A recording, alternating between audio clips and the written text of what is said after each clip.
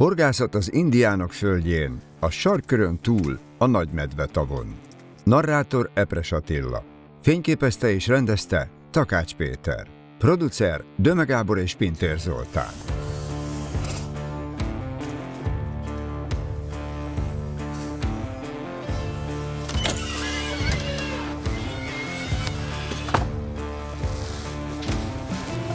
Gyerekkoromban óriási hatással voltak rám az indián filmek és regények.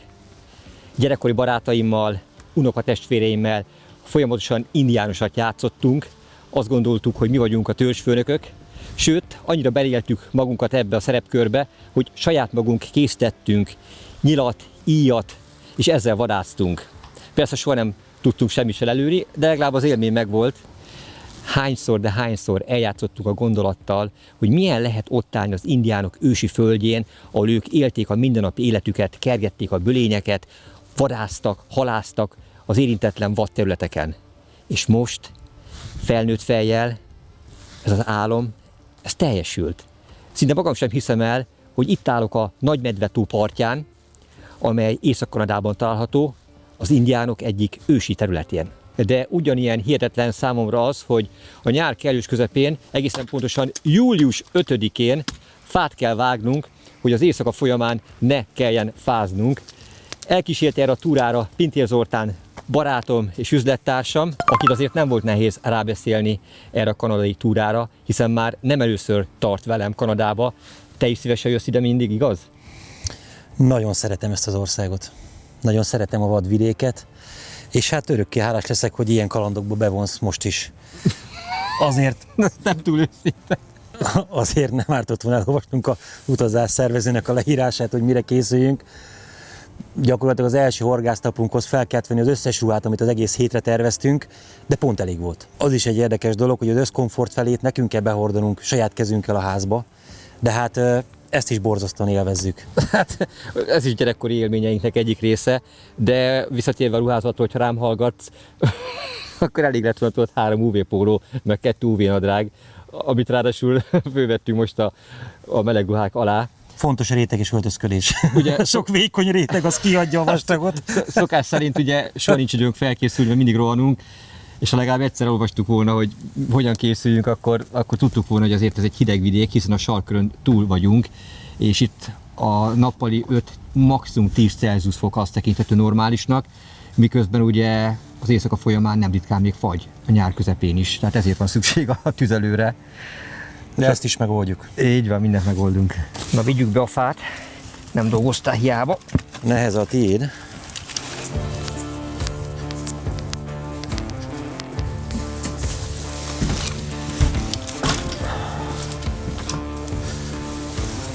Éjszakára elegendő lesz ennyi? Szerintem kiadja.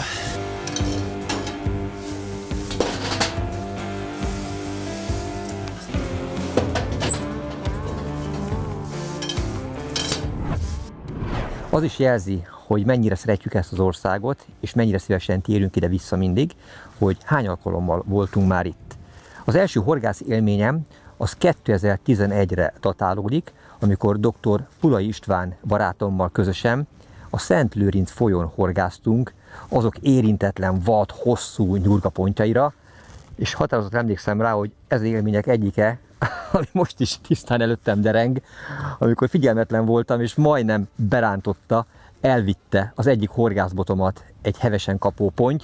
Utolsó pillanatban tudtam elkapni a botnak a végét, és mentettem meg a horgászfelszerelésemet. 5 évvel később, 2016-ban ismét Doki barátommal tértünk vissza ebbe a csodás országba, és teljesen más területen, teljesen más célhal miatt érkeztünk ide. Kanada, illetve az észak-amerikai kontinens legnagyobb halát szerettük volna megfogni, a nagy fehér tokot. Ez sikerült is, hihetetlen csatákban, hihetetlen küzdelmekben volt részünk, csodaszép területeken horgáztunk, és óriási halakkal küzdhettünk meg. És akkor készült el minden idők egyik legnézettebb filmünk, amely jelen pillanatban 738 000 megtekintésnél jár.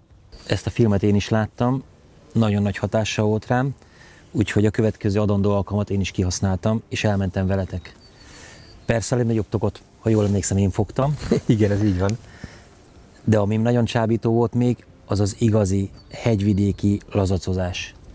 Ha jól emlékszem, az 5 fellelhető lazacfajból 4-et sikerült megfognunk, egyet pedig majdnem megérintettünk, de ő ügyesebb volt, mint mi, úgyhogy ő lelépett. Alig vártam az újabb alkalmat, hogy ismét visszatérhessek Kanadába. 2025-ben a Lake of the Woods tavon, az erdők taván horgászhattam.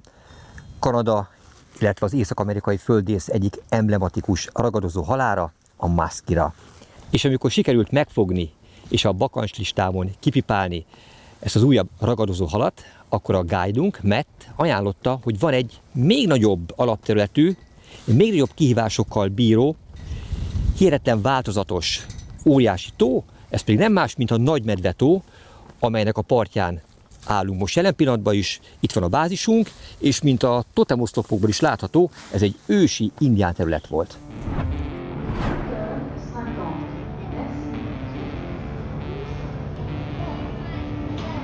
Az utazás erre a túrára is meglehetősen hosszúra sikeredett. Kiskunhalasról irány Budapest, a Liszt Ferenc nemzetközi repülőtér, majd onnan zürichi átszállással az észak-amerikai kontinensen Toronto. Itt 4 óra várakozás után indultunk tovább Yellowknife-ba, Kanada északnyugati területeinek a fővárosába. Csak nem 10.500 kilométer utazás, és még nem értük el a végcélt. A kis reptér dekorációjából kiderül, hogy itt bizony sarkköri körülmények várnak majd ránk. Bár a sarki fényhez most még túl világos van a nap 24 órájában.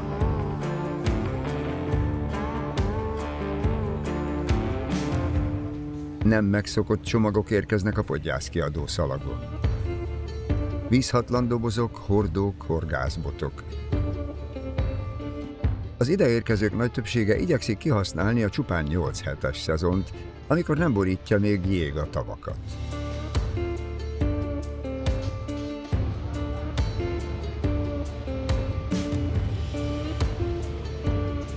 A szalag megint kiürült, de Gábor csomagja ismét hiányzik.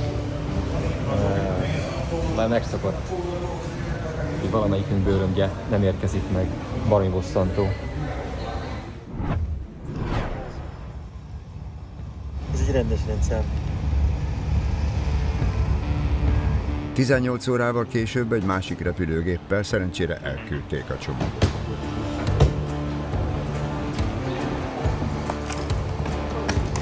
Az elveszett bárány megkerült.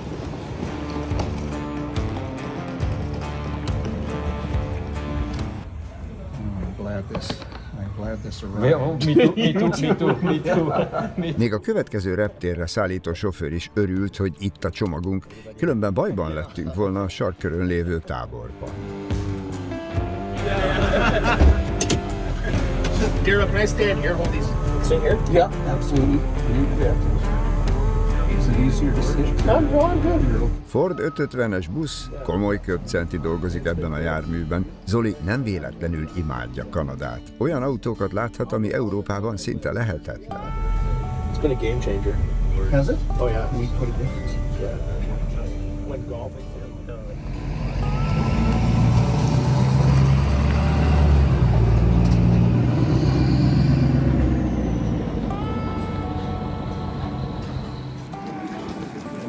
Is that Nathan? How's it going, Hey, bud.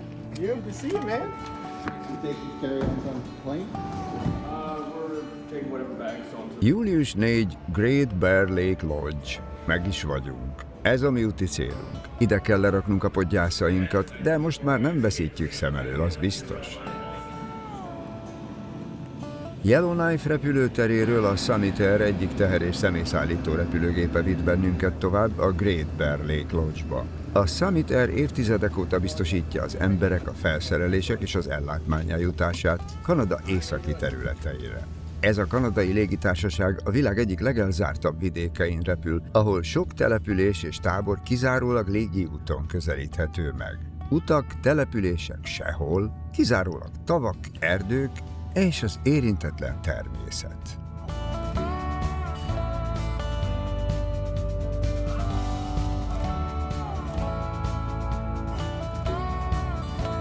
Te vetted észre az, ugye, hogy a leszállópálya az nem betonozott. Egy sima sóderpálya. Tehát el volt túrva szépen a terület egyenesre, és az volt a leszállópálya. Igen, és az elegendő volt ahhoz, hogy olyan biztonsággal letegye a gépet, hogy sok nemzetközi repülőgép pilóta megigyelte volna. Ez jó, hogy előre nem mondták el nekünk. Na és ekkor ért minket az első sokk, hogy mondtad? Hősok. Szó szerint. Rekordmeleg volt Magyarországon, 40-42 Celsius fok, míg itt maximum 10 Celsius fok. Téli sapka, kesztyű, polárkabát, a személyzet valamennyi tagján ezek a ruhák voltak.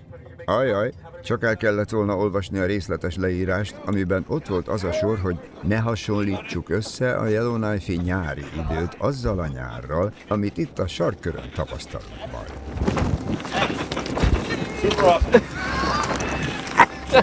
Úgy érzem, ideg van.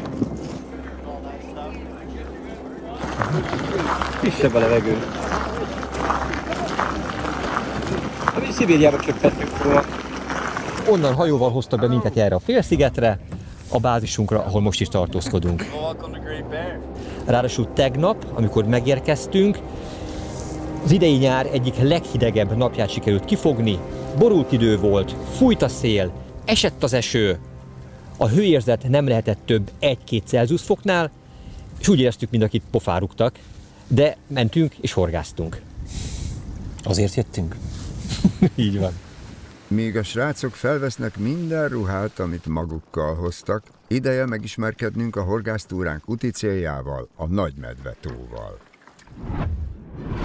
Kanada a világ második legnagyobb országa, közel 10 millió négyzetkilométeres területével. Ennek csaknem 9%-át víz borítja, ami önmagában csaknem 10-szer akkora területet jelent, mint egész Magyarország. Ez jól érzékelteti, milyen elképesztő vízi világ várja az ide érkező horgászokat. A Nagymedve-tó, vagyis a Great Bear Lake Kanada északnyugati részén található, és a világ 8. legnagyobb tava, valamint a legnagyobb, amely teljes egészében egyetlen ország területén fekszik. Területe meghaladja 31 000 négyzetkilométert, vagyis közel 1/3 Magyarország teljes területének. Ez 3 115 300 hektárt jelent. Legmélyebb pontja eléri a 446 métert, ezzel Észak-Amerika egyik legmélyebb tava. Van még egy adat, ami jól szemlélteti a tó hatalmas méreteit. Vízgyűjtő területe 114 717 négyzetkilométer. Vizét a világ legtisztább nagy tavai között tartják számon, hiszen a környéken alig élnek emberek, ipari szennyezés gyakorlatilag nincs. A víz átlátszósága pedig lenyűgöző.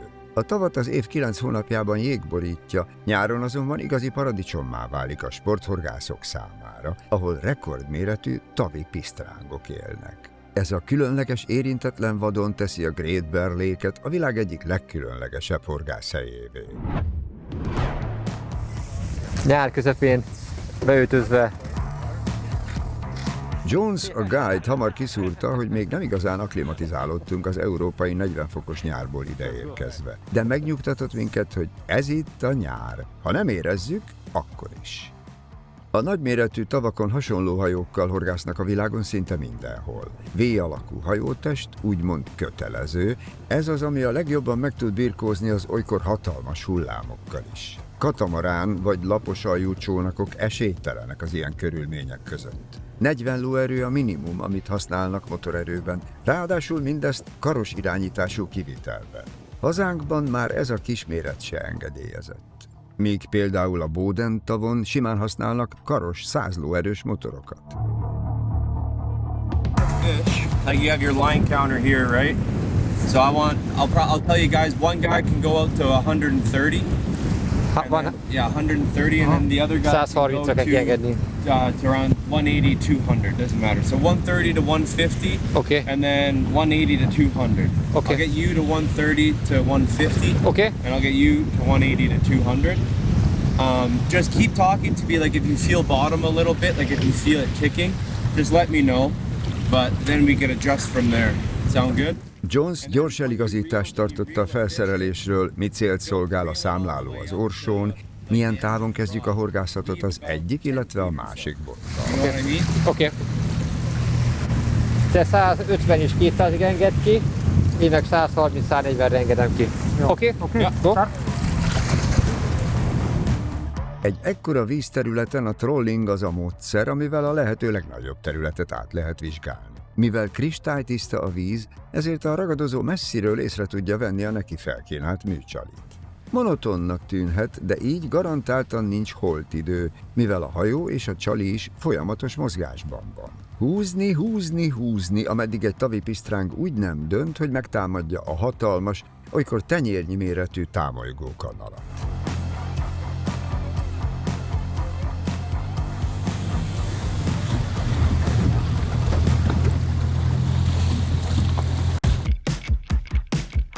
Hopp! A csali felé elhelyezett kamerán jól látható, amint két tavipisztráng is megjelent a csalink körül. Meg lehet őket fogni? Ez meg is van. Oké. Gábornak hala van. There you go. Arra, Gabi, nem tudom, merre van zsinolom. Zoli, hogy nehogy a másik zsinór gondot okozzon, gyorsan kitekerte a saját műcsaliát. El ne veszítsük az első halunkat. Nem vagyok benned? Nem, tökéletes. Ez ám a kezdés.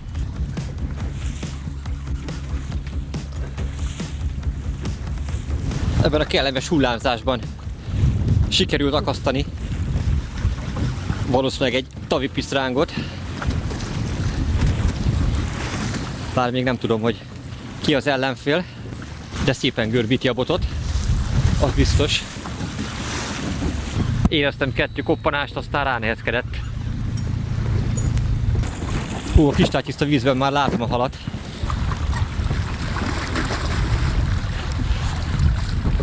Most látjuk, hogy mi a kivételnek a metodikája. Rögtön a legszínesebb változat akad horogra a tavipisztránkból. Olajzöld, bronz, narancs színekben pompázik a hal.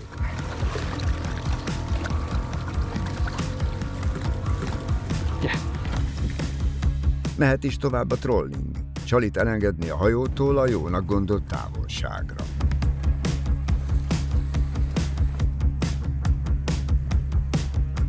...120 lábnyira, ami 36,5 métert jelent.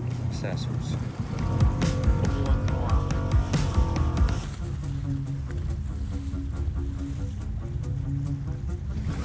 Elkapta Zoltánnak is valami. Ott van a víztetején. Zolinak is hala van. A folyamat ugyanaz. Gábor, hogy ne legyen útban a felszerelése, gyorsan kitekeri, míg Jones a hajót picit lassabb sebességgel ugyan, de előre menetben hagyja. Ezzel is segítve, hogy folyamatosan feszes maradjon a felszerelés. A szakál nélküli egyágú horog könnyen ki tudna akadni, ha lelazul a zsinór.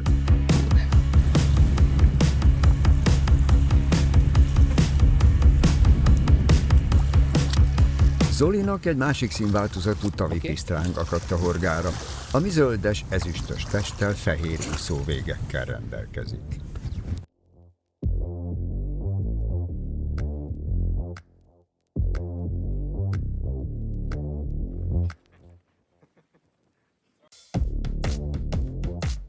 Eltörpül a hajó ezen a hatalmas vízrendszeren. Bár most közel van a part, a túra során többször horgáztunk olyan területen, amikor egyik irányban se láttunk szárazföldet magunk körül.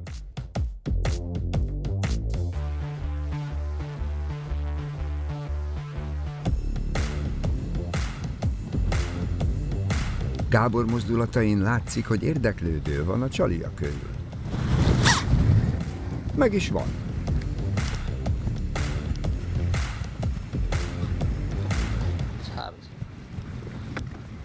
Ennek annyira agresszív volt a kapás, hogy nem lehetett Igen, elhibázni. Aha, némi túlzásra kivette a botot a kezemből. Jobb is, nem? Aha.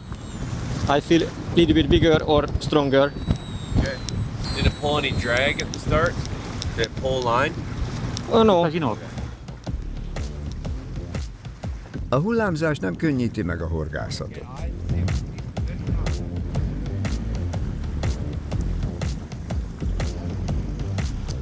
I think it's better. I think it's a nicer fish. Yeah, we use the net, okay? Yeah, maybe.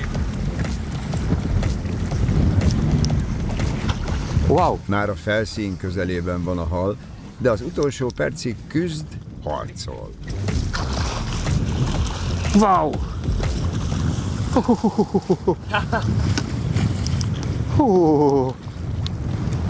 Very nice. Nice trout. Yeah. Ah. Beautiful trout. 20-pound trout on Great Bear Lake. Let's go. First day on the water, baby. Yeah, we are very lucky. Very, very lucky. Gorgeous trout. Mekkora.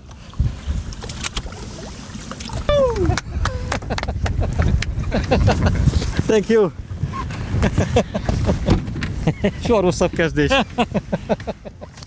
Volt, hogy másfél órát hajóztunk egy irányba, ami látszólag pont ugyanúgy nézett ki, mint az a terület, ahonnan eljöttünk, de a meder teljesen eltérő volt. Hatalmas mélységbeli különbségek vannak a tavon. Gondoljunk csak bele abba, hogy a Nagymedve-tónak az átlagvízmélysége 74 méter, mint 2 darab 10 emeletes panelház egymásra rakva, a legmélyebb pontján pedig nem látszana ki a New York-i Empire State Building a maga 443 méterével csúcsantennával együtt se. Félelmetes mennyiségű víztömeg ez. Nagyon nem mindegy, milyen mélység felett húzzuk a csalikat. Ezért elengedhetetlen a guide helyismerete. A csali felé rakott kamerán látszik, mennyire kitartóan követi a tavipisztráng a támolygót. Egy pillanatra ráfog a csalira, amiből a felszínen csak annyit lehet érezni, hogy kimaradt egy rázkódó ütem. Miközben odaúszik, megnézi, otthagyja, majd ismét visszafordul. Aztán annyira sikerül felidegesíteni a pisztrángot, hogy úgy dönt, neki kell ez a csali.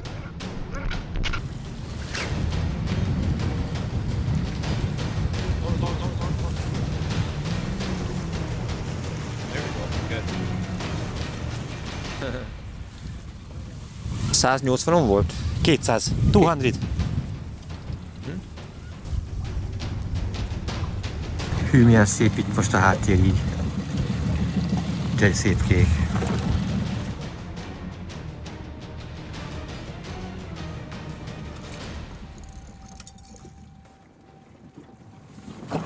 Szép lesz.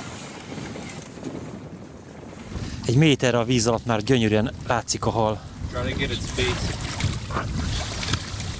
Gyere, hozz közelebb. Ez az. There you go. Okay. A biztonság kedvéért megszákoltuk, mert szép nagy. Így kell kiakasztani a horgot. Nem ok nélkül. Ezt de éreztük, hogy így kell kivenni, hallod, Zoli. Csak bele.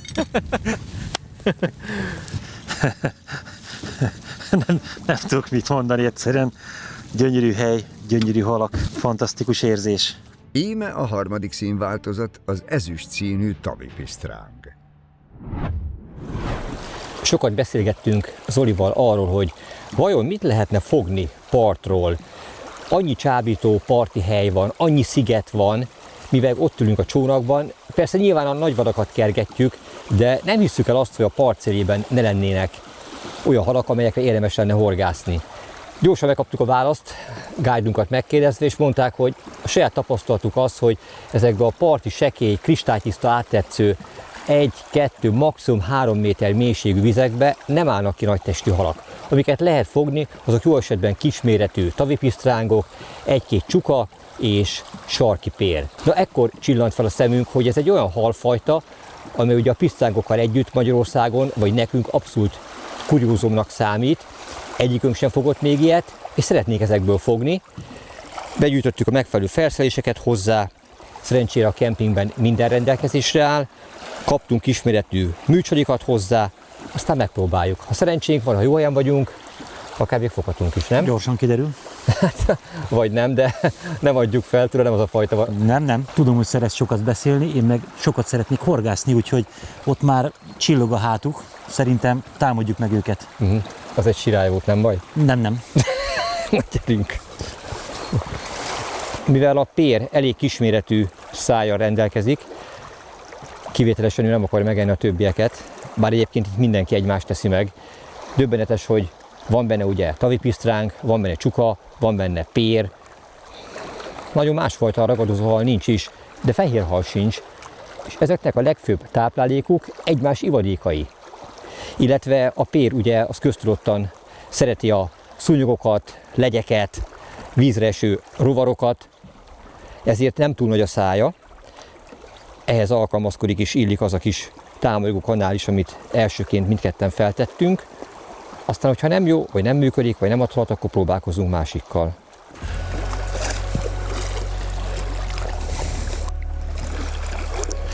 Te ez eléggé kocsonyás, csúszós. Mind az állat úgy csúszik. Hamar megértettük, miért részesítik előnyben a csónakos horgászatot a túravezetők. Ennyire csúszós köveken szinte lehetetlen megállni.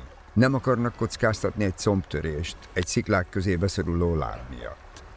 Hiába tudtunk volna még beljebb menni, ha már meg tudtunk állni, az már fél siker volt, nemhogy tovább sétáljunk befelé. Hívogató volt, hogy beljebb láttunk néhány nagy halat fordulni, amit, ha beljebb megyünk, még vagy 15 métert már elértünk volna dobótávon, de a túra elején nem szerencsés összetörni magunkat. A víz hőfokáról nem is beszélve. Köszi. Gábornak aztán csak sikerült egy hosszabb dobással megcsípnie egy Arctic Graylinget, magyarul egy sarki pért. De szép pér. Milyen jól küzd ez a hal. Milyen erős méretéhez képest. Ezzel a finom felszereléssel kifejezetten élvezetes a fárasztása. Szép nagy lesz, nem? Szép, igen. Húzom, de nem engedi. Na most. Van, megvan. Ho-ho-ho. Ugye a pérek erről a hatalmas, jellegzetes hátúszójukról híresek, amely kék pöttyökkel van tarkítva, így látszódik. Ez egy szép példány. Bár mivel soha nem fogtam még egy darabot sem, nekem minden példány nagyon szép. Legalább 35 cm, farokúszó együtt 40 cm. Elég volt az orosz rulettből vissza a hajóba, és onnan a lehető legcsendesebben horgászva próbálták a srácok becsapni ezt a különleges halat.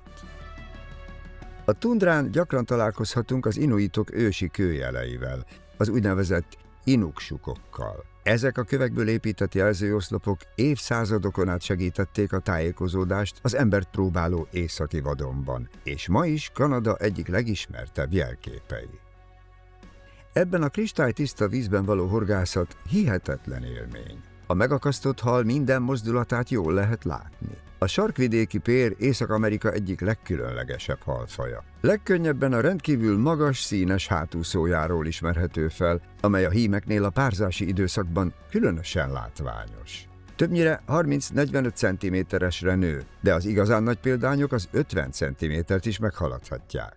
Rendkívül tiszta, oxigéndús hideg vizekben él, ezért jelenléte a természet érintetlenségének egyik legjobb bizonyítéka. Bár mérete nem betegszik a nagymedvetó óriási pisztrángjaival, hihetetlenül gyors, élénk és harcias hal, amely könnyű felszereléssel igazi sportélményt nyújt.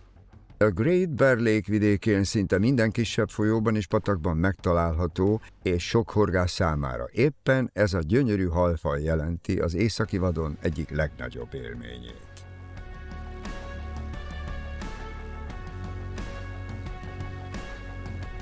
Végre nekem is sikerült fogni egy sarki pért. Gyönyörű szép. Szeretném, hogyha mutatná a magas hátúszóját, ami a különlegessége ennek a halnak. Nagyon érzékeny. Gyönyörű szép kék pöttyök vannak a hátúszóján, és ami érdekes még, hogy nagyon picike a szája neki. Ezért nagyon nehéz megfogni. Gyönyörű hal.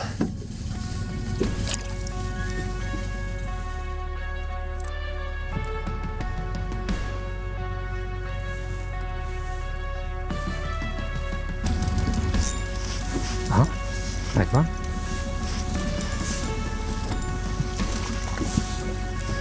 A pér többnyire apró rovarokkal, kérészlárvákkal és vízbe hulló rovarokkal táplálkozik, ezért rendkívül figyelmes és óvatos hal.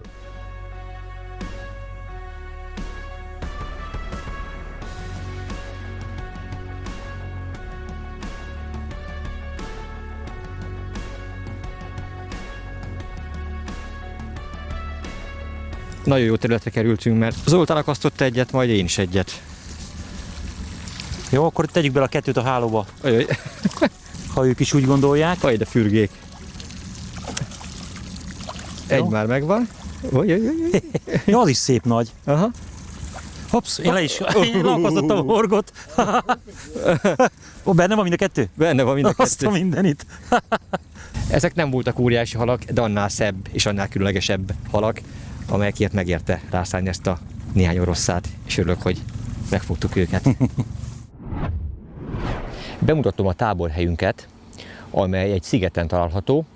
Ez tulajdonképpen a szálláshelyünk, itt történik az étkezés, és egyben a menedékünk is, amikor az időjárás nem teszi lehetővé a horgászatot. Mindazok, akik ellátogatnak ide, akik igénybe veszik ezt a szolgáltatást, erre számíthatnak, amikor eljönnek és megérkeznek. Szándékosan elsőként azt a stéget mutatom, amely az érkezési pontja mindazoknak, akik ide jönnek. Hát ide alapvetően két módon lehet jönni, repülővel, hidroplánnal, vagy pedig hajóval. Mi nem túl távol, a másik szigeten szálltunk le, ott van az a repülőtér, ahol nagyobb méretű repülők is le tudnak szállni. Onnan mi hajóval jöttünk át ide, majd ez a látvány fogadott. Ez a Plumbers Great Bear Lake Lodge. Nézzünk szét a szigeten.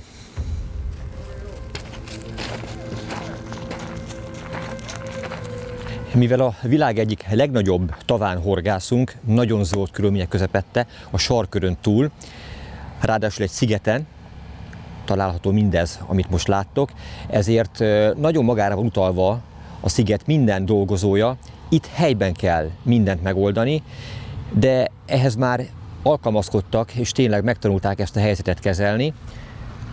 Mint látjátok, egyből egy olyan gyors szerviz fogad minket, amely képes arra, hogyha hajóhiba történik, vagy bármilyen műszaki probléma bekövetkezik, akkor azt gyorsan a helyszínen orvosolják.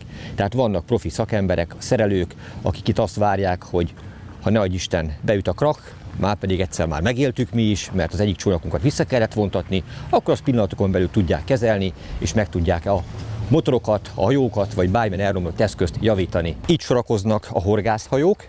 Ezek mind a Lund márkajelzésű alumínium testű, nagyon strapabíró csónakok. Köves, sziklás a terep, gyakran ütköznek éles kövekkel, nyilván nem bírná semmi más ezt a fajta igénybevételt. Látszik, hogy szinte kizárólag egyfajta motort használnak, Mercury márkajelzésű mindegyik. Mivel ugye, ahogy említettem, távol van mindentől ez a terület, ezért célszerű tényleg mindenből egyfajtát használni, és annak a tartalék alkatrészeire ráállni, ezt lehet a leghatékonyabban, leggyorsabban javítani. Márpedig, ami elromolhat, az el is fog romlani. Ez a csónak arzenálnak csupán egy része, mert a nagy többség már kiment, vízre szállt és horgászik. Ha jól tudom, összesen 24 csónak van, de nincs jelentősége, van belőlük szép számmal, kiszolgálja az ügyfeleket. Tovább haladva, már is megmutatom nektek a helyi horgászboltot. A szolgáltatás részét képezi, hogy nem kell az ügyfeleknek magukkal hozni horgászfelszerelést, nem kell magukkal hozni műcsalit, mindent biztosítanak, mi ezzel a lehetőséggel éltünk is, hiszen ez egy olyan terület és egy olyan horgászmódszer, amely számunkra teljes mértékben ismeretlen, de hogyha mégis valaki szeretné pótolni ezeket az eszközöket, vagy szeretne saját maga variálni, akkor lám minden lehetőség adott erre, hiszen bármi, ami a horgászathoz szükséges, az elérhető és megvásárolható. Mindenre felkészültek, nem csak a hajókat tudják szervizelni, hanem a horgász eszközöket. Bad reels, good reels, rossz orsók, jó orsók, itt vannak rekesszám, ezt is megoldják, illetve, mint látjátok, vannak itt melles csizmák, vízicipők, és minden, ami esetlegesen ahhoz kell, hogyha valaki vízbe akar gázolni, akkor legyen hozzá megfelelő felszerelés és eszköz. Itt állok a kis szigetünk középpontjában, nevezhetjük akár főterének is. Itt kezdődnek a bungalók, amelyekben a horgászok szállnak meg. 1-től egészen 22-ig terjed a számozásuk.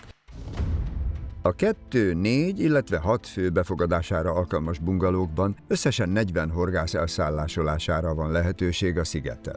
A mindössze csupán 8 hétig tartó horgászszezonban általában az összes hely foglalt, így aki ide szeretne ellátogatni, jó előre tervezze be az utazását.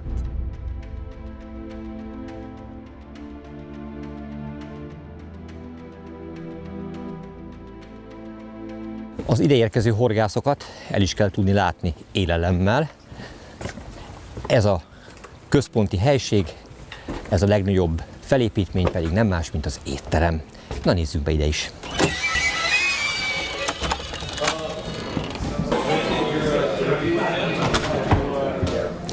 Mint látjátok, van itt egy kellemes kis előtér, le lehet ide ülni, lehet beszélgetni, zord idő esetén az időt kellemesen eltölteni, sőt, van még egy kandalló is, hogyha hideg van, be lehet gyújtani. Amikor megérkeztünk, akkor itt tűz dobogott, annyira hűvös és hideg volt. A kilátás pedig magáért beszél. Szeretném kiemelni, hogy ahhoz képest, hogy a semmi közepén vagyunk, az étterem, az ételek, a kiszolgálás 100%-os. Nézzétek ezt a terítéket, nézzétek az asztalokat, nézzétek az igényesen kialakított éttermet, le a kalappal a tulajdonos előtt, le a kalappal a személyzet előtt, akik ezt megteremtették, és lehetővé teszik azt, hogy ilyen körülmények közepette töltsük az időt, illetve itt tudjunk étkezni. Hadd mutassak egy érdekes dolgot, amit szintén itt az étteremben találtunk. Itt van egy hatalmas nagy térkép, amely a nagy medvetavat mutatja, és a körülötte található területet. Ez az északnyugati területe Kanadának, és hogyha közelebbről megnézzük, akkor azt látjuk, hogy mindenhol kisebb-nagyobb tavak, tömkelege található, mindenhol víz, ameddig csak a szem ellát. Döbbenetes, hogy itt mennyi édes víz van ezen a területen, és nekem egy olyan dolog jut eszembe erről, amit utoljára akkor láttam Magyarországon, amikor a történelmi Magyarország vízszabályozás előtti térképét láthattuk, amikor a Duna és a Tisza környezetében mindenhol víz volt. Most jelen pillanatban Magyarország egy sivatag. Van két csík, van két folyónk, és körülötte alig van víz. Főleg most, amikor ugye történelmi szárazság és asszály van a hazánkban, akkor elgondolkodható azt, hogy mennyire nagy értéket jelent a víz, mennyire nagy érték egy ilyen terület, ami itt látható. Hát itt tulajdonképpen nem tudom hány magyarországi terület van, amely csak vízzel van borítva. Döbbenet ez. Miközben mi is tehetnénk azért, hogy több vízünk legyen, de ez már egy másik téma. Különleges reggel fogadott minket a következő horgásznapon. Kanada északi területein a nyári hónapokban sajnos gyakoriak a hatalmas erdőtüzek. A térségben egyszerre több ezer hektárnyi erdő ég.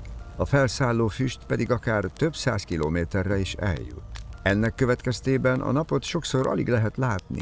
Az égbolt szürkés narancssárga árnyalatot ölt, a levegőben pedig folyamatosan érezhető a folytogató füstszag. Bár a tüzek sokszor nagyon messze vannak, a szél mégis ide sodorja a füstöt, így ez a különös, szinte apokaliptikus hangulat napokon át meghatározza a tájat. Ez a tó hatalmas. Magyarország egyharmada. A leggyorsabb járású hajókkal is ezt bejárni képtelenség. Csak egy picike részét kapargatjuk minden egyes horgászat során, minden egyes vízreszállás során. Mindig más-más területét látogattuk meg, de hát valószínűleg egy élet is kevés lenne ahhoz, hogy mindenhova eljussunk. Viszont ezen a folyamaton lehet egy kicsit gyorsítani, és vannak olyan érintetlen, vad, még vadabb területei, amelyek viszont kizárólag csak repülővel, a mögöttem látható hidroplánnal közelíthetők meg. De erre most csak egyedül megyek, és operatőr kollégám Takács Péter. Zoli az éjszaka folyamán úgy néz ki, hogy gyomorrontást kapott, és nem érzi túl jó magát, így most ezt kihagyja. Aztán majd meglátjuk, hogy milyen élmények várnak rám, várnak ránk, mert mint látjátok, nem egyedül megyek. Nagyon izgatott vagyok, hiszen még soha nem ültem ilyen repülőben, soha nem volt részem még ilyen kalandban. Fú, ne is húzzuk az időt, szálljunk be mielőbb, aztán menjünk.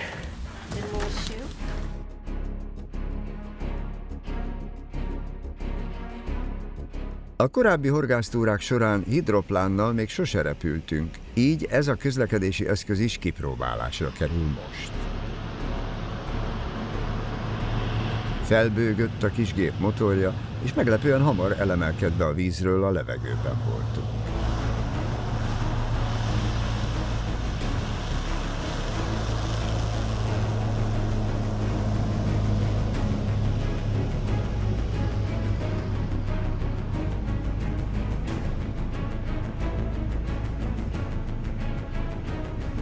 Itt még inkább igaz volt az, hogy csak az lesz a következő horgászterületen, amit oda viszünk magunkkal. gálydokkal. Bár az utazás csak 20 percig tartott a Sirály öbölbe, és ez alatt csupán 67 kilométert tettünk meg, mindez vízen elvitt volna egy napot.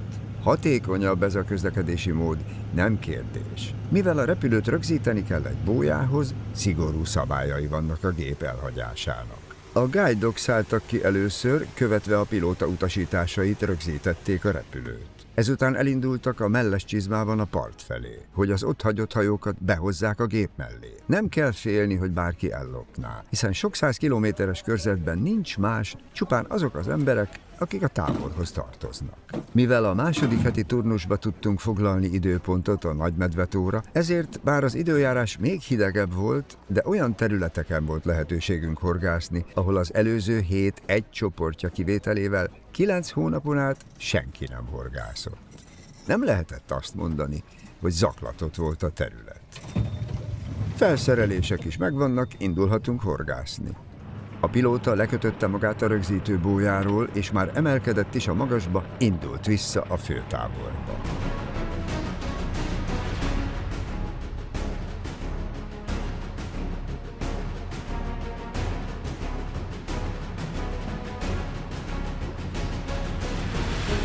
Ez a környék teljesen más, mint ahol korábbiakban horgáztunk. Jól látszik a háttérben is, hogy itt viszonylag magas fenyőfák vannak a parton. Most már az is kezd összeállni bennem, hogy mi az, amit keresünk. A vízhőmérséklete nagyon fontos, 47 Fahrenheit az ideális vízhőmérséklet, az durván 8 Celsius foknak felel meg, és a vízmélység 21 feet, durván 7 méter mélység az ideális. Ide jönnek ki a halak ívni ebben az időszakban, itt vannak a legnagyobb számban, és hát közülük próbálunk néhányat elcsípni, és itt az első a mai nap folyamán ezen a területen. Itt van ez a csodaszép tavipisztráng az új helyen. A sokadikat sikerül már horogra csalni, de nem lehet betelni a szépségükkel, erejükkel, érintetlenségükkel. Szinte biztosra veszem, hogy soha nem láttak még embert. Én vagyok az első, akit megtisztelt, aki megérintheti. Látogass el Dél-Magyarország egyik legkedveltebb horgászparkjába, az Ezüst-tó horgászcentrumba. Az igényesen kialakított területen 45 horgászállás várja a horgászni vágyókat, ami horgászversenyek megrendezésére is alkalmas. Az élmény és a halfogás garantált.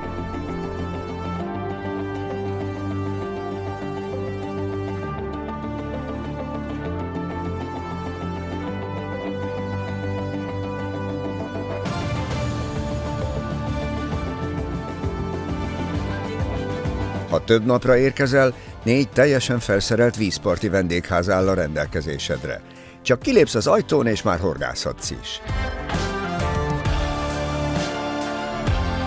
Várunk szeretettel Kiskunhalason, az Ezüst-tó horgászcentrumban.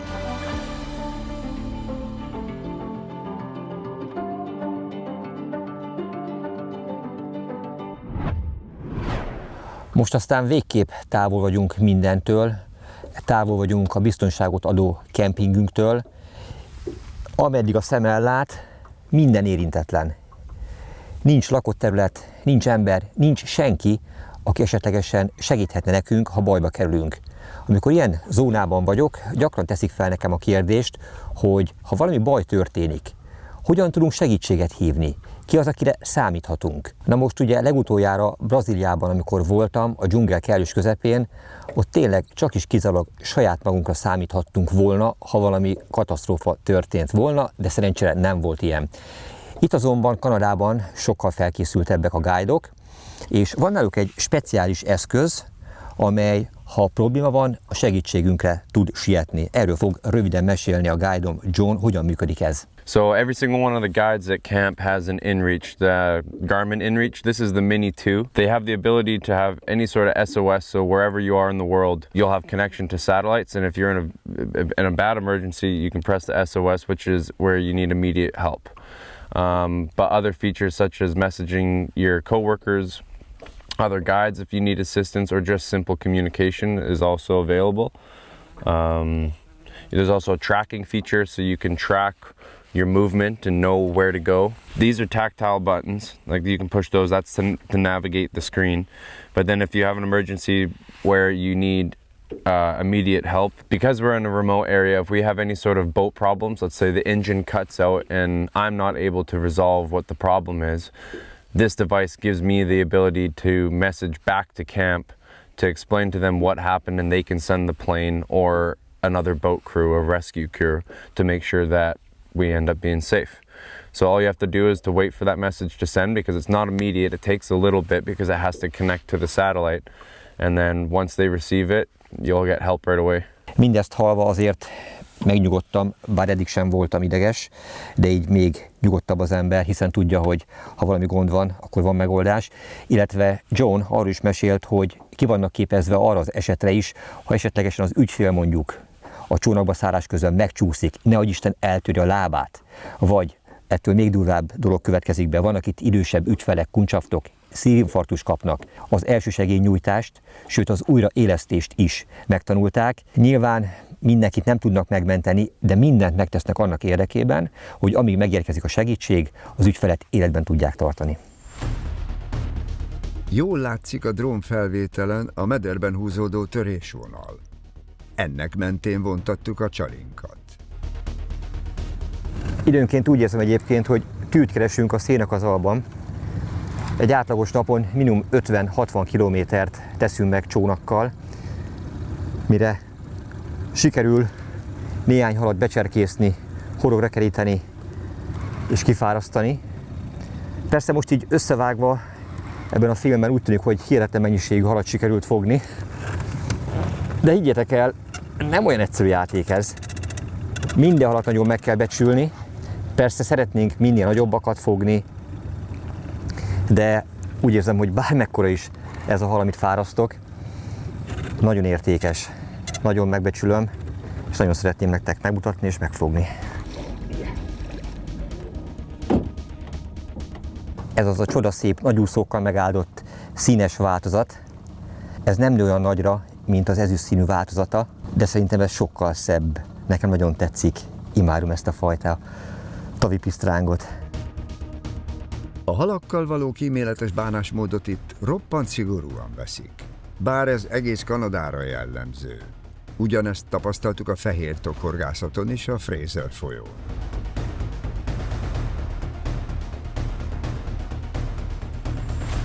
Most nem fúj a szél, szinte tükörsima a víz, és megesznek minket a bogarak.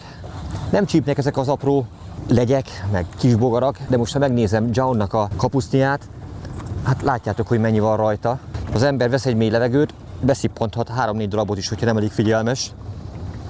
Úgyhogy vigyázni kell, de közben itt a hal. Teljesen felesleges beemelni minden halat. Nagyon-nagyon fontos a halvédelem. Próbáljuk a lehető leggyorsabban kiszabadítani a horgot a szájából, hogyha nem akarjuk beemelni és visszaengedni. Ennyi volt az elengedése. A szakál nélküli, pontosabban a lenyomott szakálló horogról könnyen le lehet akasztani, vissza lehet engedni, és már úszhat is tovább.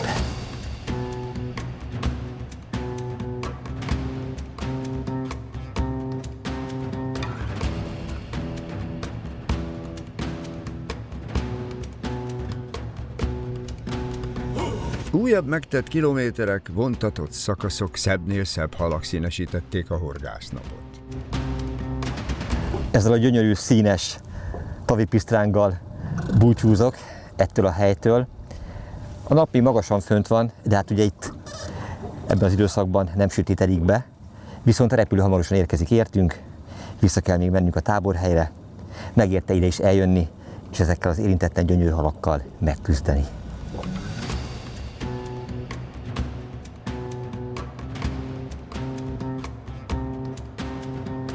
Az előre megbeszélt 17 órára meg is érkezett a repülő, amely visszavitt minket a főtáborba.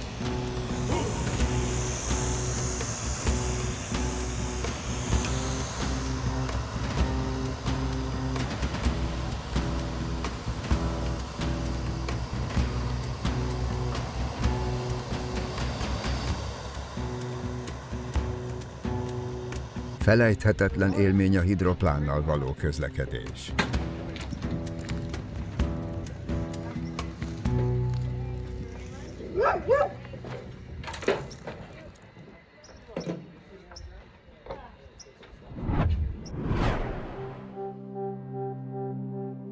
A szélirány újra füstöt tolt a sziget környékére. Alig látni a napot, pedig már kora reggel magasan járt.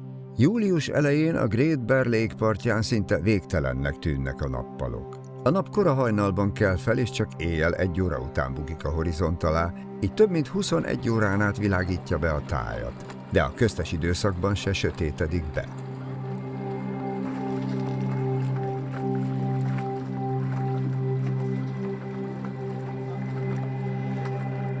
Lassan indulnak a hajók, készülnek a guide-ok az újabb napra. Az utolsó horgásznapunk ezen a területen. A célunk egyértelműen egy igazán nagy kapitális méretű tavpisztránk kifogása, nem minthogyha az eddigiek nem lettek volna elég nagyok, vagy kellően szépek és mutatósak, de láttunk azért itt a táborban, ahogy visszajöttek a horgásztársak, mutattak egy-két még nagyobb méretűt is. Aztán, hogy pusztán ez a véletlen műve, szerencse, vagy jókor voltak jó helyen, vagy más csalival, más módszerrel horgáztak, remélem, hogy a mai nap folyamán ki fog derülni. Egy biztos, mindent megteszünk annak érdekében, hogy még több, még nagyobb halakat tudjunk fogni. De ezzel a horgásztúránk még nem ért véget, és vár ránk egy újabb nagy kaland egy másik területen, de oda újfent repülőre kell szállnunk, és egy távoli területre kell elutaznunk.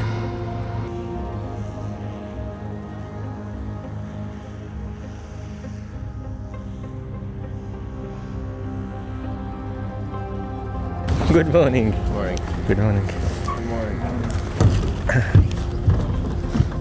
All in, mondta Jones, maxoljuk ki a napot.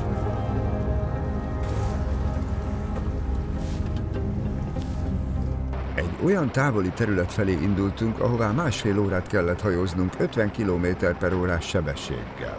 Nincs közel, de bíztunk benne, hogy megéri.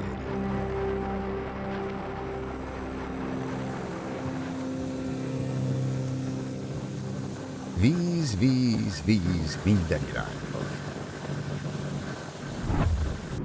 Ezen a területen is nagyméretű támolygó kanalakat használunk. Ennek a hossza legalább 10 cm, a tiéd sem sokkal rövidebb, csak egy kicsit vékonyabb testű. Ez arany és narancssárga színezetű, míg a tiéd az rózsaszín és fehér rombuszokkal van díszítve, míg a hátoldala, a tiédnek ezüst, az enyémnek pedig arany vagy inkább ilyen réz színű. További érdekessége ennek a kanálnak, hogy jól látható, hogy nem a kulcskarikába van direkt módon belekötve vagy belecsatlakoztatva a horog, hanem 2 kulcskarika van, és a 2 közé még egy forgókapocs van beiktatva. Amikor megkérdeztük, hogy ennek mi az oka, akkor a segítőnk elmondta azt, hogy azért a több 100 nap vizen töltött tapasztalat alapján összeállt benne az, hogy gyakorta a hal ezt a nagyméretű támolygó kanalat követi. Nem is akarja ezt megenni, hanem csak megcsípi, és egyszer ott hagyja. És hogy ne legyen luftkapás, vagy ne legyen olyan érzetet, hogy megvolt, mégis elment, ezért jött az ötlet, hogy mi lenne, hogyha távolabb helyeznék a horgot, és arra rátennének egy kis polipot, amely színét tekintve megegyezik a támolygó kanálnak a színével. Jelen esetben ugye itt narancssárga, az olajnál pedig ez rózsaszín, és láss csodát, a kapások száma megnőtt, illetve a fogások is szinte 100%-osak lettek, tehát ez a hatalmas kanál vibrációt, rezgést kelt, messziről a hal figyelmét felkelti, majd amikor közelébe úszik, akkor ezt a kis polipot akarja megfogni, megenni, ami a kanalat követi. Ráadásul a kanál mögött ez önálló életet él, és ilyen 8-as köröket leírva forog, pörög, még jobban felkeltve és csábítóbbá téve a ragadozó halak számára. Jól látszódik, hogy multiplikátoros orsokat használunk. Az egyik az jobbkezes, a másik az balkezes. Igazából tök mindegy, melyiket vesszük kézbe, egy pillanat alatt meg lehet szokni, azért kellő gyakorlattal rendelkezünk már ezen eszközök használata területén is. Itt, ami nekünk segítséget nyújt, az a számláló, ugyanis pontosan látjuk azt, hogy hány feet, ez nem métert, hanem lábat számol, hány feet távolságban van kiengedve a műcsali a csónaktól. Nagyon érdekes, hogy az első napokban egészen közel, 10-20-30 méterre is volt kapás, míg ezen a nagy nyílt vízterületen minimum 60-70 méterre javasolt elengedni a csónaktól a műcsalit, aztán majd, hogyha ez a távolság nem megfelelő, akkor ezen még menet közben majd alakítunk, variálunk, próbálunk mi is beletenni minden apró trükköt, hogy még előbb érjünk el kapásokat. Nem horgáztam meg ilyen nagyméretű kanállal, érdekes a mozgása neki. Nem egy ütemes, rezgést ad, hanem néha ütemtől beleüt, vagy beleránt, vagy az nem tudom mitől lehet. Lehet, hogy víz alatti áramlat, vagy valamilyen egyéb dolog befolyásolja. De mindig az az érzésem, hogy a kapás lenne. Egy ilyen ütemtelen rántás, ugye az a kapásnak a legjobb jelzője. Állandó koncentrációt igényel, hogy amit látok, az vajon micsoda. Tehát majd kitapasztaljuk ezt is. Szóval látom az ajzatot. Igen? Aha. Hát csak 14 feet. Kiértünk a sekébe? Itt egy újabb tavipisztráng a csali mögött. Ezt elhibázta, de nem adja fel a hal. Jones, ahogy látta a kapást és a bevágást, Megvan. motorral még jobban rásegített, mivel hátulról támad a hal, jobb legyen az akadás. I might have to punch it. Egy teljesen új területen vagyunk, távol a szigetektől, kint vagyunk a nyílt vízen, és úgy néz ki, hogy itt van az, akire vártunk. Ilyen ellenállással még eddig nem találkoztam. Amikor a túravezetőnk ilyen izgalomba jön, az már jót jelentett, hallod? Amikor már látom rajta, hogy ez Igen. komoly. Folyamatosan kérdezi, mi a távolság, mennyire van még a hal. 143 feet. Az még 35-40 méter.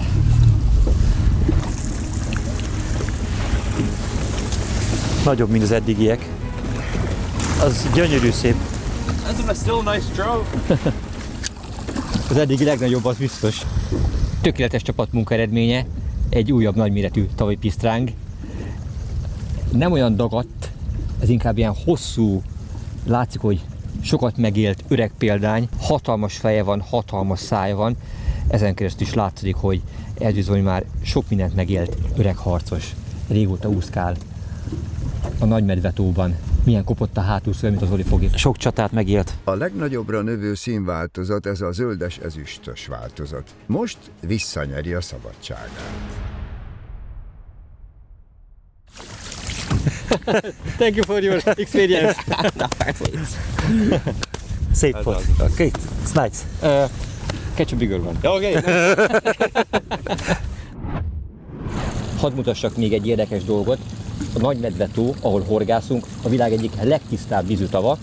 Nem találtunk a táborban sehol ásványvizet, és amikor kérdeztük, hogy honnan lehet inni, akkor mondták, hogy a csapból, de a csapból folyó víz az a tóból van közvetlen módon kiszivattyúzva.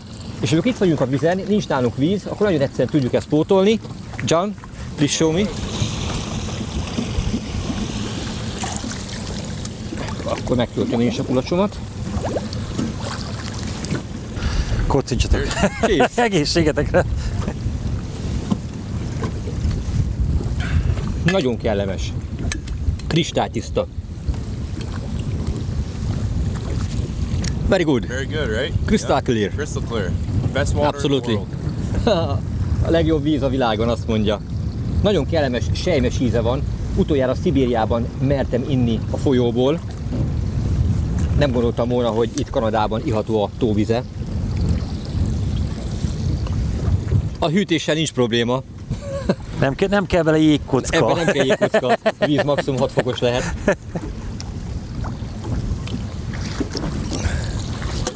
Good.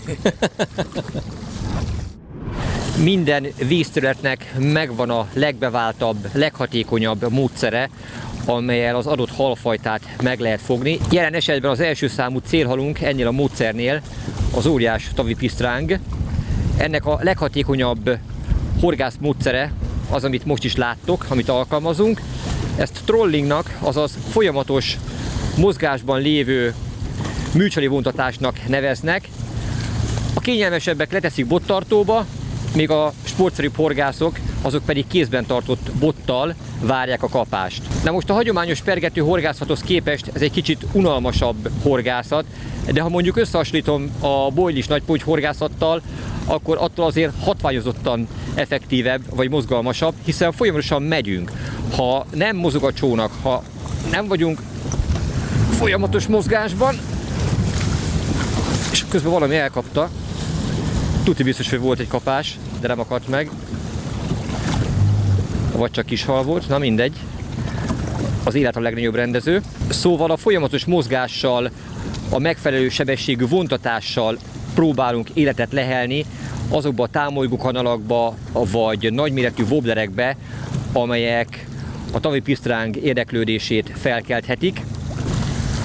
Mi ezt úgy próbáljuk még fogosabbá tenni, hogy időnként zsinort adunk, ilyenkor a kanál szabadon hullik, mélyebbre merül, majd megtartva, ahogy ezt kimondtam, el is kapta. Bevonzottad a kapást. Mondtam, hogy az élet a legnagyobb rendező.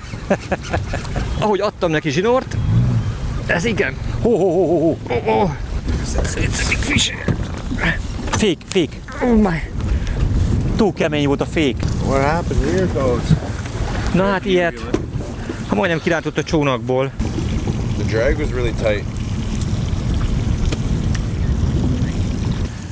Szóval így lehet életet lehelni, meg apró trükköket belevéve fogosabbá tenni a műcsalit. A bemutató jól sikerült, de a happy end az elmaradt, ugyanis sajnos a zsinór elszakadt. Az öltözékkel vagyunk egy kicsit meglőve, vagy vagyunk egy kicsit tanástalanok, mert hoztunk magunkkal esőruhát, hoztunk magunkkal bélelt esőruhát, hoztunk magunkkal UV állópólót, UV álló nadrágot, bélelt gatyát, és valójában nem tudjuk, hogy mit kell fölvenni, mikor mi a jó. Ha megáll a csónak, akkor úgy érezzük, hogy melegünk van. Abban a pillanatban, amikor megy a csónak, akkor pedig úgy érezzük, hogy fázunk, mindent magunkra akarunk venni. Ilyen szempontból egyébként ez az UV álló póló, amit magammal hoztam, az azért jó, mert véd a szél ellen, védi az arcomat, nem fázik, illetve véd a nap ellen is, mert amikor egy kicsit kisimul a víz, magasabbra kerül a nap, akkor pedig érezhetően éget, bár a hőmérséklet nem lehet több most itt a vízen 8-10 Celsius foknál, de az UV-sugárzás az mindenhol jelen van, szóval próbáljuk magunkat így is úgy is védeni, de érdekes szituáció ez. De hogy éled ezt meg, Zoli? Lassan megtanuljuk a helyi körülményeket, ezért jó a réteges öltözködés. Reggeltől estig folyamatosan változtatjuk az összetételét a ruházatunknak. Igen, a 3 UV álló póló egymásra véve kifejezetten jó, ugye? Igen. Egy a réteg, a külső réteg, ugye a nagy hullámokba becsapódik a csónakba a víz. Tehát a külső vízálló réteg ilyen, az összes többit pedig a hőmérsékletezés az egyebekhez kell igazítanunk. De szerintem ez most már komfortos. Észrevettem, hogy jön utána hal. Helyet akartunk váltani, mert nincs itt több hal, azt gondoltuk. És láttam, egy árnyék követi a csalimat. És mondta a gájt, hogy gyorsan engedjen vissza a csalit. És abban a pillanatban rávágott azt a mindenit. Nem, nagy. Lunch. Fogtunk egy olyan méretű halat, amit lehetőségünk lesz megkóstolni ebédre. Gyönyörű szép. Izmos és biztosan nagyon finom.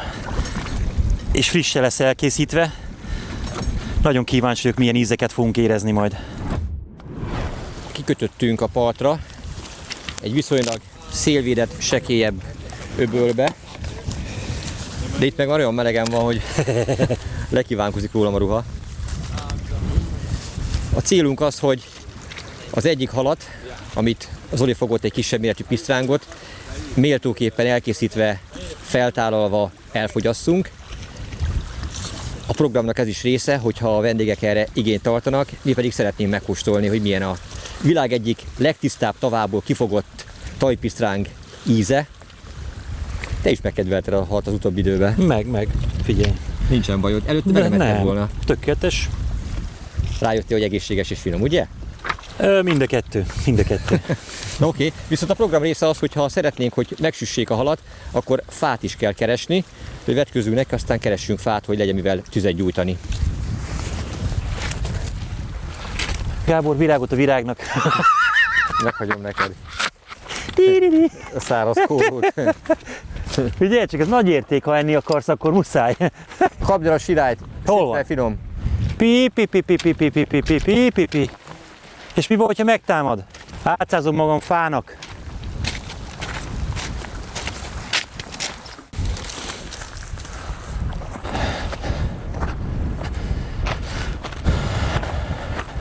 Szeretem ezt a halászó, vadászó, gyűjtögető életmódot.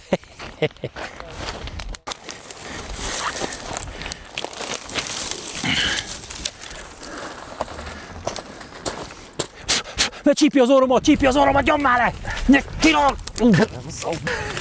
Azt a szentségét! Ott harapta az orrodat.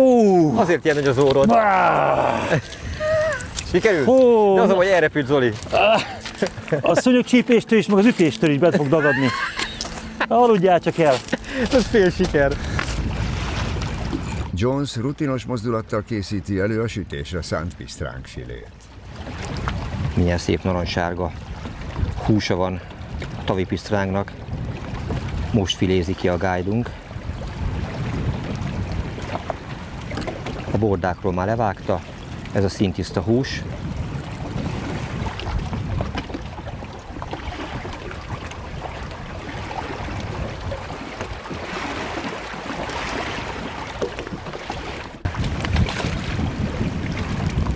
All right, done. Most szálkamentes. A tóban megmossa, hiszen kristálytiszta ivóvízminőségű. És a háttérben már ott vannak a potyalesők, akik várják a finom falatokat. A tűzgyújtással azért óvatosan kell bánni, mert szinte hihetetlen, de ezen a vidéken nagyon gyakran előfordul az erdőtűz. Most persze joggal merül fel az emberbe, hogy ki az a hülye, aki itt tüzet gyújt, vagy felgyújtja az erdőket, és nem figyel erre.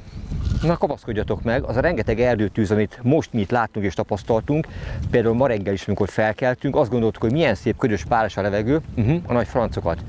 Valahol távol, lehet, hogy több száz kilométerrel arrébb, az egyik sziget vagy egyik terület meggyulladt, amihez elegendő akár egy villámcsapás. Szóval ez meggyújtotta az erdőt, és addig, amíg azt el nem oltják, az lehet, hogy több hétig, vagy amíg nem érkezik újabb eső, több hétig ég, letarolva a teljes növényzetet, és annak a füstje jött el hozzánk, és telepedett a mi szigetünk környékére, és szinte tette átláthatatlanná, és rendkívül kellemetlen folytóvá a levegőt.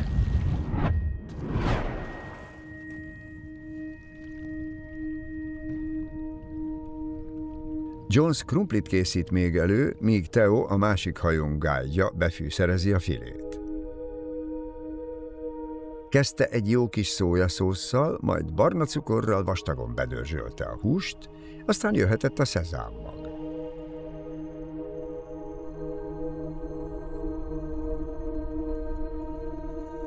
Egy 10 percet állni hagyta, aztán mehet fel a tűzre a bőrös oldalával lefelé.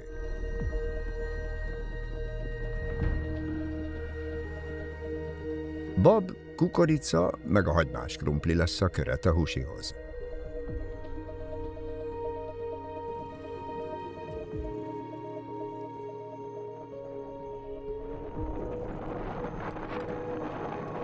Zoli közben élvezte a kanadai kőmasszást. Kész is van a vízparti ebéd. Köszönjük a két séfnek!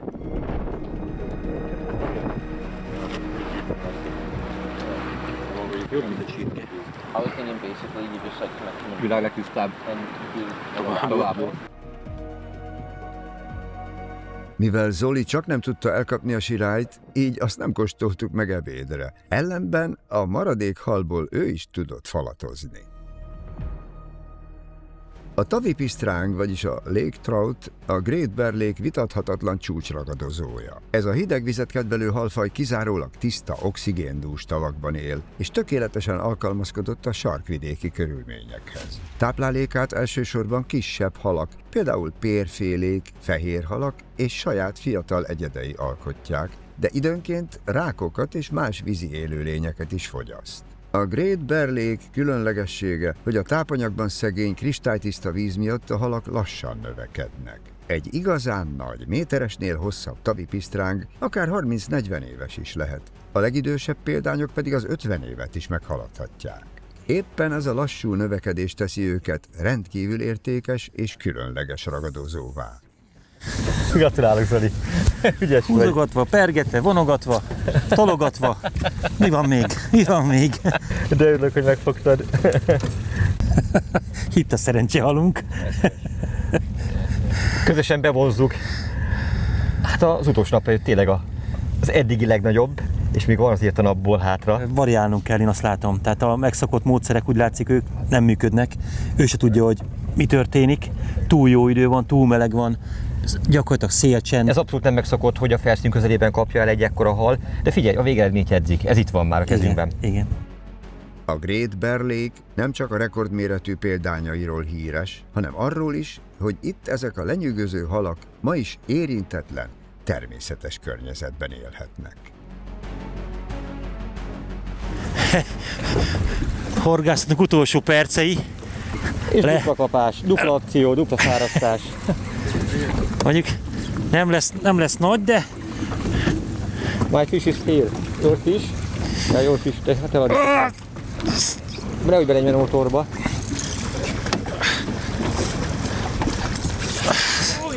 oh yeah! Kipattant a szájából a horog, és Nagy mentés volt. Bravo! Bravo, John! Yeah. Yes! Na itt a vége, fuss el véle. Ettől a területtől. Varázslat a végére. Ez is ennyi volt. Ahogy hozzáért abban a pillanatban kijött a kanál a Nagyon jó szájából. fejek ezek a kanadai halak. Fú. Pedig mindent elkövettünk, hogy elmenjen. Nice. Bravo. Finish. Fantasztikus élményekben volt részünk. Csodálatos halakat fogtunk. Thank you, John. You're welcome. Thank It was a good week. És még nincs vége a túrának. Az igazán nagy kaland még ezután érkezik. Ezután következik. Mindkettő helyes.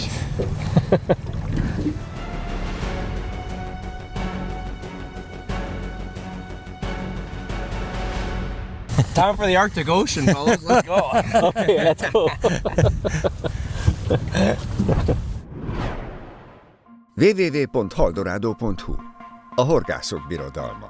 Mi nem ígéretet, hanem termékeket adunk. Webáruházunkban csak olyan termékeket találsz, amelyek készleten vannak és akár azonnal postázhatók vagy megvásárolhatók. www.haldorado.hu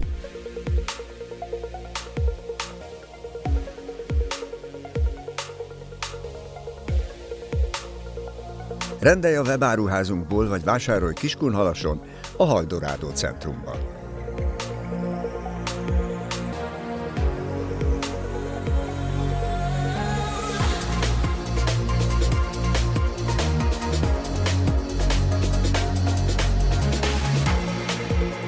www.haldorado.hu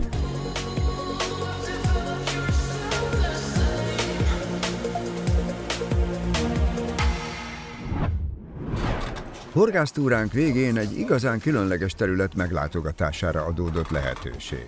Ezt a túrát már Zoli se hagyhatta ki, egyrészt a hidroplánt, másrészt a Jegestenger élményét, harmadrészt azt a folyót, ahol a világ legnagyobb sarki szájblingjait lehet pergetve megfogni. A Plumbers cégnek, aki ezeket a táborokat üzemelteti, van egy tábora szinte közvetlenül a Jegestenger partjánál, a Three River mentén, Inuit indián területen. Gyors biztonsági eligazítás után már indította is a pilóta a kisgép motorját, hogy elinduljunk a majd 450 kilométeres útra észak felé.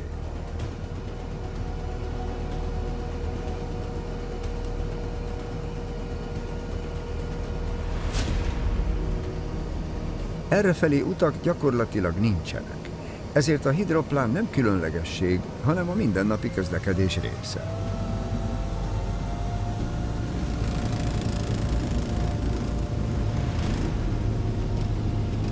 Ezek a repülőgépek néhány száz méteres vízfelületről is képesek felszállni, és olyan távoli helyekre is eljutnak, amelyek autóval teljesen megközelíthetetlenek.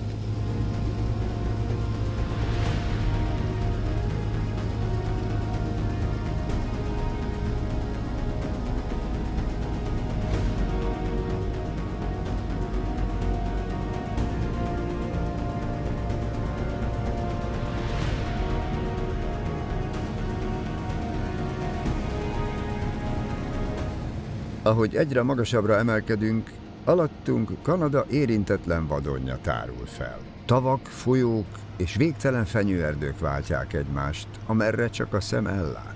Innen nézve válik igazán nyilvánvalóvá, milyen hatalmas és szinte érintetlen ez az északi világ. A pilóta mutatta, készítsük a kamerát, mert hamarosan leszállunk. Hová? Nincs egybefüggő vízfelület szinte sem erre. Ami meg nagyobbnak tűnt, az Gletscher volt. Ez érdekes lesz, csak a kanyargó Tree River.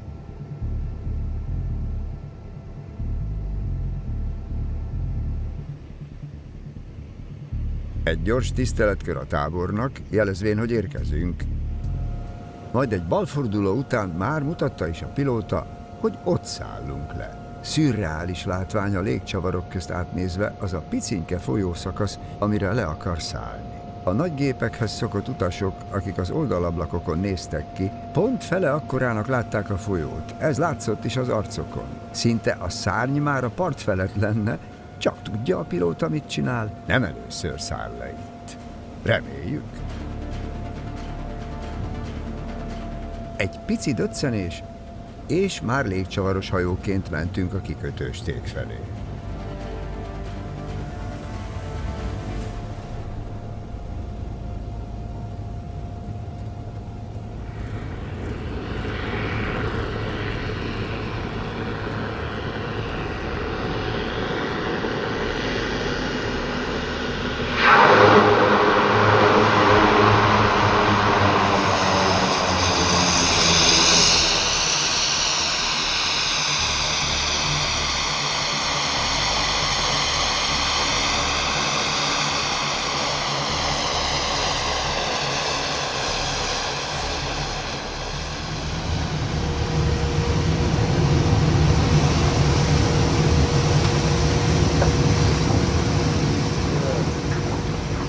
Welcome to Tree River.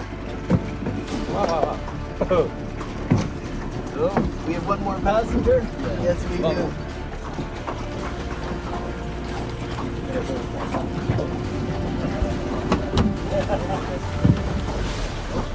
Wow! Okay, and a foot. Ez is megvolt. Megvolt. Ahogy egyre közelebb érünk a Jeges-tenger partvidékéhez, a táj teljesen megváltozik. A sűrű erdőket fokozatosan alacsony cserjék, mohák és zuzmók váltják fel. A talaj rendkívül vékony, alatta pedig sok helyen állandóan fagyott föld, úgynevezett örökfagy található. Ebben a zord környezetben a fák gyökerei már nem tudnának megfelelően fejlődni, ezért az erdő lassan eltűnik és átadja helyét a tundrának.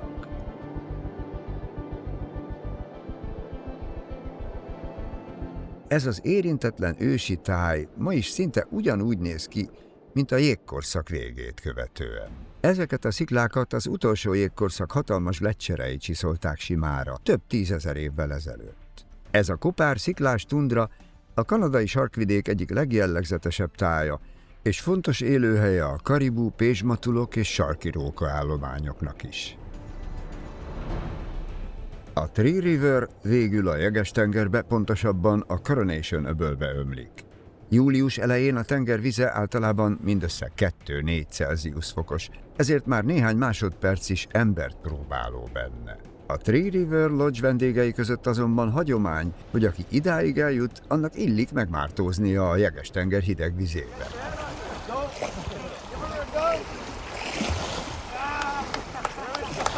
Egy néhány másodperces fürdő, de egy életre szóló élmény.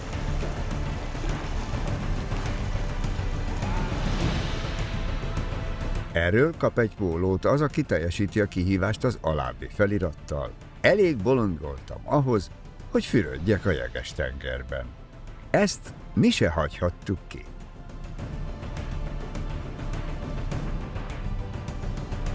Negyed 11, indulunk vissza a táborba. A nap még magasan.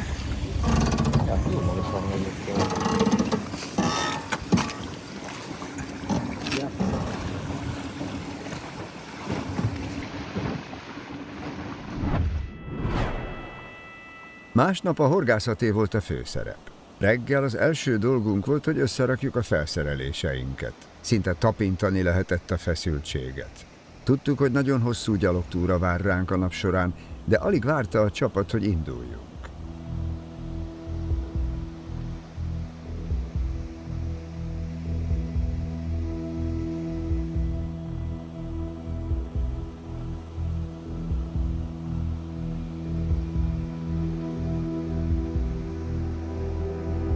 A Three River Kanada egyik legelzártabb és legvadregényesebb folyója. A folyópartján álló Three River Lodge egyszerű, mégis különleges tábor, amelyet teljes egészében a természet vesz körül.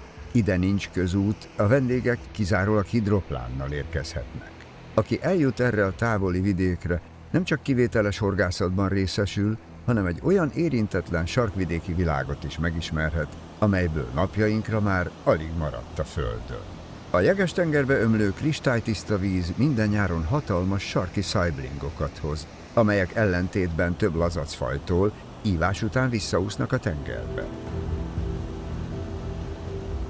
A Three River sodrását helyenként látványos zuhatagok és kisebb vízesések törik meg. Ezek nem csak a táj szépségét fokozzák, hanem fontos szerepet játszanak a sarki szajblingok életében is. A sebes víz oxigénben rendkívül gazdag, a mély medencék pedig ideális pihenőhelyet biztosítanak a halak számára, mielőtt folytatják útjukat a folyón felfelé. A sarki szajbling a lazacfélék családjának egyik legészakibb képviselője. Ez a különleges halfaj kizárólag kristálytiszta, jéghideg vizekben él, ezért jelenléte mindig az érintetlen természet egyik legjobb bizonyítéka. Életének nagy részét a Jeges-tengerben tölti, de minden nyáron felúszik a folyókba, hogy táplálkozzon és később szaporodjon.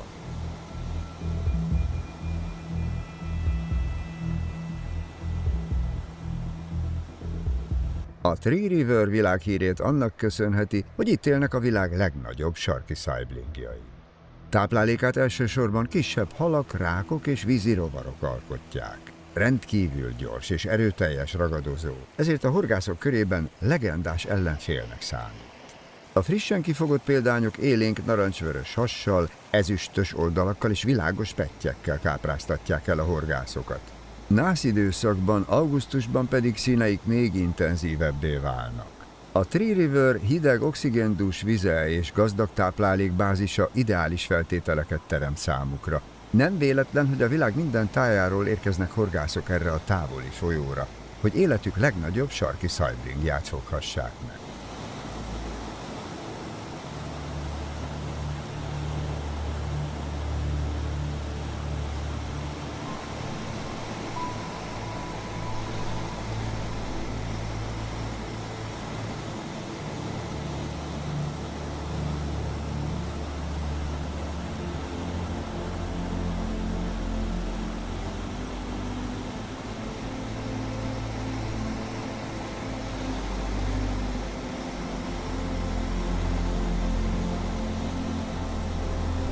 Nézzétek meg jól ezeket a képkockákat.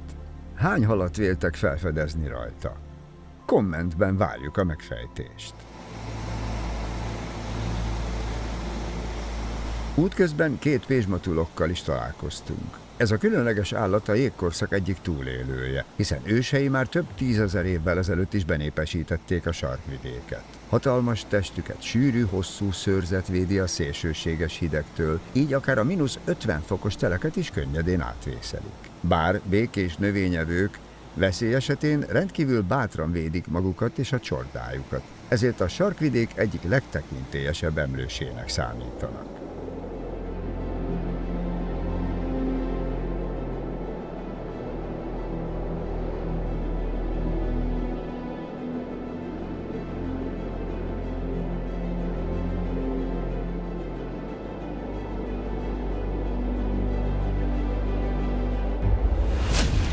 Megvan! Kiáltott fel Zoli. Sietve rohantunk mellé, lássuk, mit sikerült fognia. Megvan-e a sarki szajbling? Jones nem tétlenkedett, az első adandó alkalommal már rohant is a vízbe, és azonnal megmerítette a halat, amint arra esély nyílt. Tudta, mennyire nagy érték egy ilyen fogás. Congratulations, man. That's your first Arctic char right there. Thank you very much. Gyönyörű szép ez a hal, gyerekek. Ettől messzebb már nem nagyon jöttünk volna érte. Fantasztikus. Nagyon messze jöttünk érte, nagyon viszontagságosak a körülmények. Nagyon kevés hal van. Nagyon meg kell érte küzdeni. Rengeteget dobni, és mindig mondják a guide-ok, hogy dobjál még, mert hal itt van. Csak a megfelelő helyet, megfelelő módszert kell megtalálnunk, amit első alkalommal azért nem egyszerű. Úgyhogy a kitartásunk megvan, A lelkesedésünk megvan, nagyon boldogok vagyunk. Jó utat, sok erőt kívánunk. Köszönjük a fotót.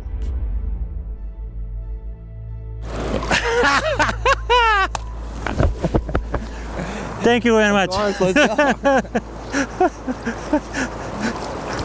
Ezt ma vissza láttam, hogy kell csinálni. Gyere, Zoli! Szívből gratulálok! Nagyon örülök, hogy megmentetted a magyarok becsületét. Visszaadtad a reményt arra, hogy azért mégis van ebben a folyóban hal. Körülbelül 3 vagy 4 oroszlányra dobálunk. Nem sok reményünk volt már. És utolsó pillanatban, bár még van 1-2 oroszlánk, de azért csak elkapta itt. Szinte a szemünk láttál itt a kő végén. Igen. Figyelj, menni fog, most már tudjuk a stratégiát, tehát gondolj bele, ilyet Európában nem látsz. Hát ehhez nem vagyunk hozzászokva, nem ismerik a stratégiáit, nem ismerik a vizét, nem ismerik a halakat. Figyelj, tehát azért ezt mind kitanulni ennyi idő alatt azért ez... Egy dolog vigasztal ilyenkor, és nem lebecsülve a halad fogásának az értékét, vaktyúk is talál szemet. Sose tagadtam, profi vagyok. Na folytassuk, ügyes vagy. Nagyon örülök neki.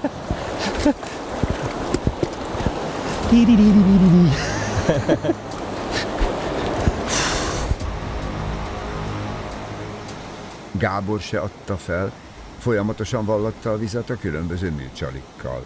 Ráadásul a saját felszereléseinkkel foghatjuk meg a vágyott halat. Kell ennél több motiváció?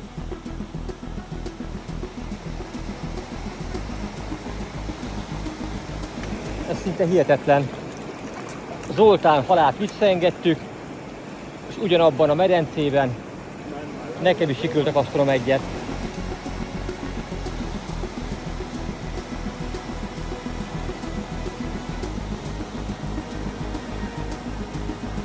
Jones már ismét a vízben várta feszülten, mikor tudja megmeríteni a halat.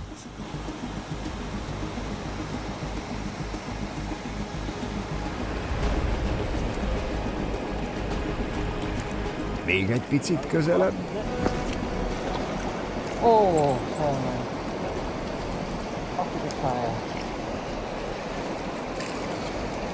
Egyágú horgot használunk, amelynek le van nyomva a szakálla. Itt ez a szabály. Sajnos elengedte a halat. Ezek az uhatagok első pillantásra áthatolhatatlannak tűnnek, a sarki szájblingok számára azonban csak újabb akadályt jelentenek hosszú vándorútjuk során.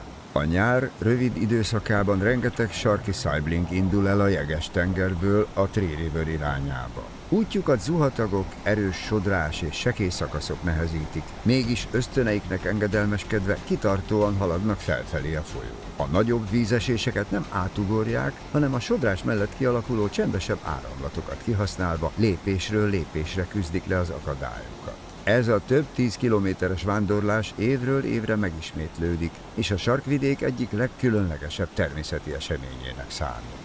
Csak a legerősebb és legéletképesebb egyedek érik el a felső szakaszokat, ezért a Tree River a világ egyik legjobb élőhelye ezeknek a különleges halaknak. Gábornak hala van.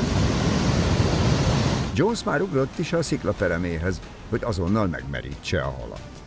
Ezúttal szerencsére nem tudott meglépni a hal a horogról. Ebből a diagonából kiszedni.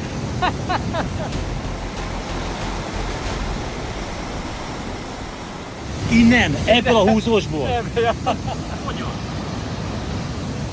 Én se értem. Ez olyan, mint a pezsgőfürdő. Hallod, ugorjam egy segést a körülötte. Nincs olyan csúnya nagy, mint az Zolié, de annál szebb ebben a hihetetlen, heves, gyors folyású víztöletből a vízesés alatt. Nagyon örülök, hogy megfogtam. Thank you very much.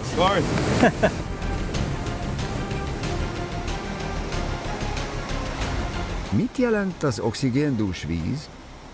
Nos, ezt.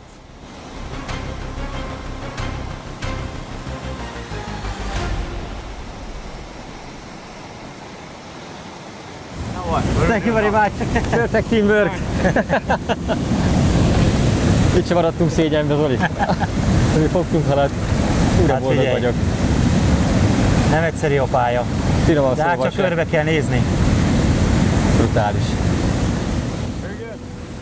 A horgászat utolsó perceiben már csak próbáltuk memorizálni, az emlékek közé eltárolni ezt a hideg, zord, de hihetetlenül csodaszép tájat. Hogy bármikor, amikor eszünkbe jut majd, érezzük a vízpermetet a vízesés mellett. Halljuk a folyó morajló hangját, érezzük annak erejét.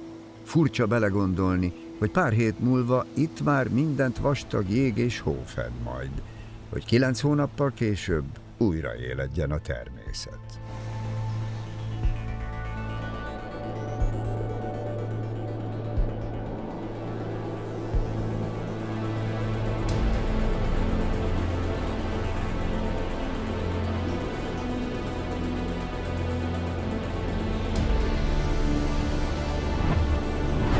Ez egy rendkívül fárasztó horgászat volt.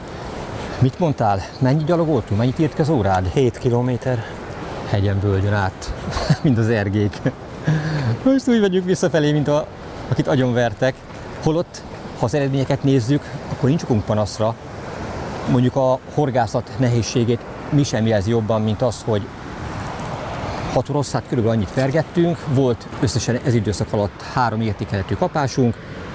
Ebből mindjárt megfogta azt a gyönyörű nagy sarki pisztrángot, utána nekem egy elment ugyanazon a helyen, aztán jött abban a zúgós részen egy nekem is. Figyelj! Szerintem legyünk megelégedve ezzel. Hát, ugyanazt akartam én is mondani, hogy ha már megérintheted ezt a csodaszép halat, legyen az bármekkora, akkor már többet értél el, vagy többet fogtál, mint azok, akik mondjuk múlt héten sikertelenül próbálkoztak, mert a gájdunk mondta, hogy sajnos ez a hirtelen jött felmelegedés, amely itt sem jellemző, és mennyire érdekes, hogy itt északabbra vagyunk a Nagymedve-tótól, mégis melegebb van, mint az előző helyszínen, UV-állópóló van rajtunk, és ugye ez nem kedvez ennek a halnak a megfogásának, de hát a végeredményt jegyzik. Ezt nem kell megmagyarázni. Köszönöm a közös horgászatot. Vár minket a röpülő.